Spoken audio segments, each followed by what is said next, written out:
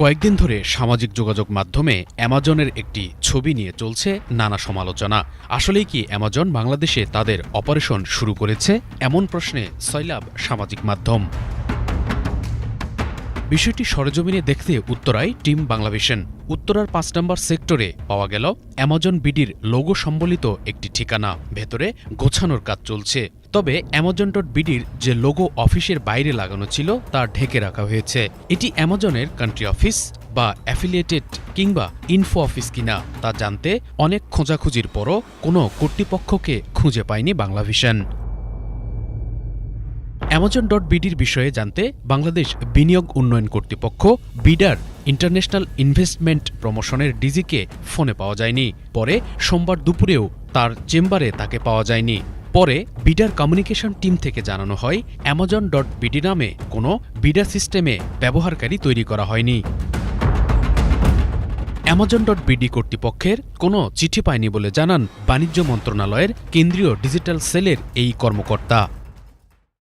না এরকম না, যেহেতু তাদের পক্ষ থেকে কোনো চিঠিপত্র আমরা পাই নাই, সুতরাং তো বোঝাই যায় যে এটা তাদেরই না, তাদের অনুমোদিত কোনো ব্রাঞ্চ না। এটা ওই যে বিডার সাথে কথা বলে যদি অনুমোদিত হয় অবশ্যই তাদের বিরুদ্ধে বন্ধ করার জন্য আমরা।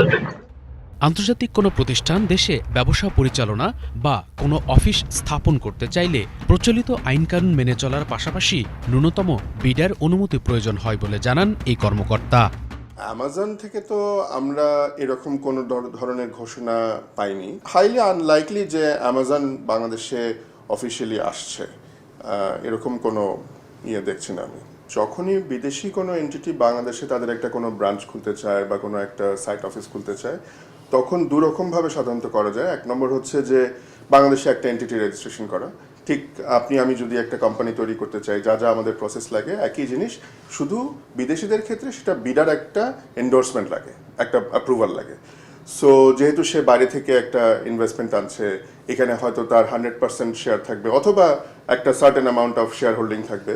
সো বিডার একটা পারমিশন লাগে।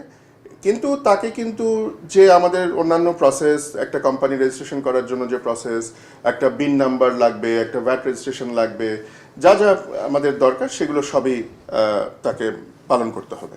আরেকটা ভাবে করা যায়, সেটা হচ্ছে যে শুধু একটা লিয়াজো অফিস হয়তো করলো। সো সেই ক্ষেত্রে হয়তো ওগুলো আমাদের লাগবে না, এখানে তাকে কোম্পানিটাকে রেজিস্ট্রেশন করতে হবে না, কিন্তু বিডার একটা পারমিশন অবশ্যই লাগবে।